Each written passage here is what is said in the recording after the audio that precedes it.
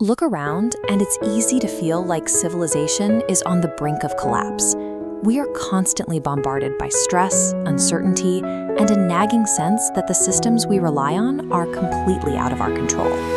But the real chaos is actually happening inside us. There is a deep biological disconnect in modern life. Our conscious desires for health and connection are constantly undermined by a physical reality of exhaustion and self-sabotage. The root of this disconnect comes down to how the brain operates. Neurobiology shows that for roughly 95% of the day, our behavior is running entirely on autopilot, operated by the subconscious mind. When your conscious mind starts to think, when you plan for the future or dwell on the past, your attention turns inward. Because you are no longer looking out at the world in front of you, your subconscious hard drive immediately takes the wheel to keep you functioning.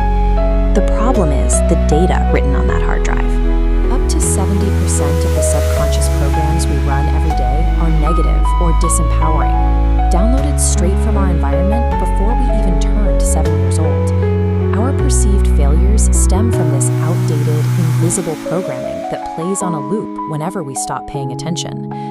For over a century, we've structured our understanding of biology around Charles Darwin's theories. We treat heredity as destiny, accepting the cultural myth that our genetics strictly dictate the character and health of our lives. The hard medical data tells a different story. Less than 1% of modern disease is actually tied directly to our genes.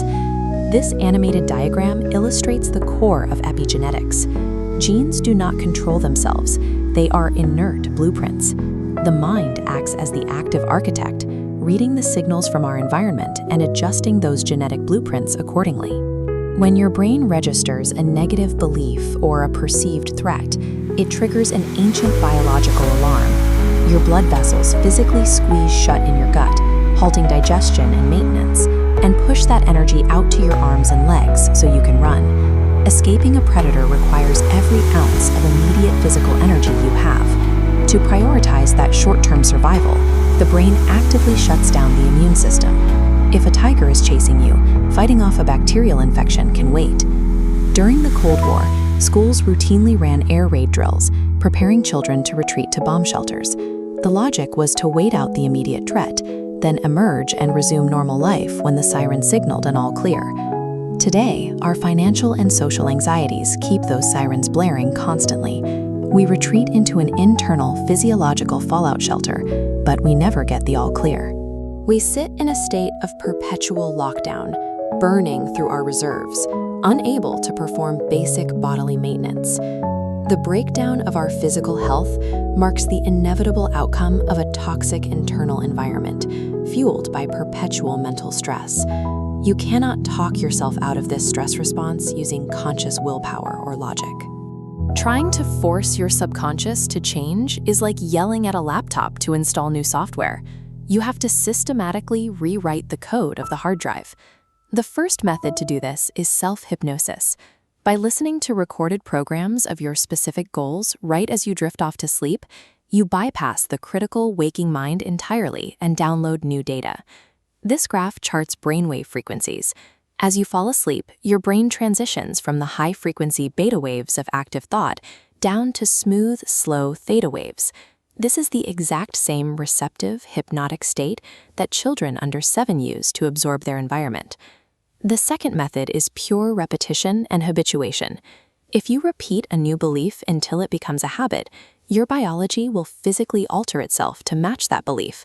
This is the mechanism behind the placebo effect, where patients heal themselves using sugar pills simply because they trust the treatment. The third method involves energy psychology, which utilizes specific physical postures to rapidly overwrite deeply ingrained traumas. Simply crossing your ankles or arms across the midline of your body engages both the left and right hemispheres of your brain simultaneously. This instantly calms the nervous system and opens the mind to accept new data. Mastering these 3 techniques flips the dynamic. Instead of being passive victims shaped by our past, we become the active developers of our own physical and mental operating systems.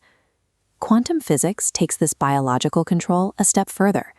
Albert Einstein noted that the material world we interact with is ultimately an illusion.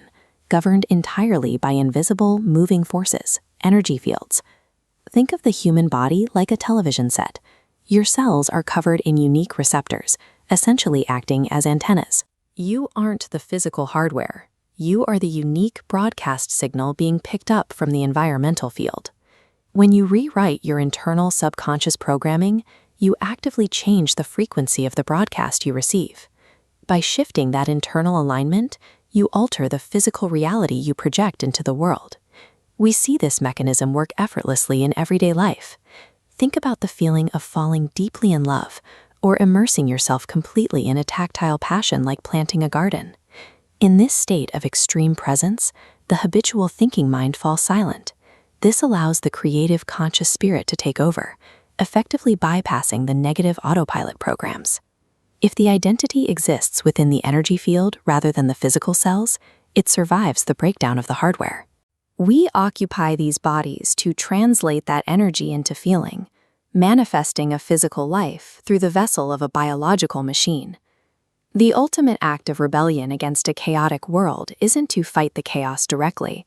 It is to deliberately rewrite your internal program, step out of the physiological bomb shelter, and purposefully take the time to experience the garden.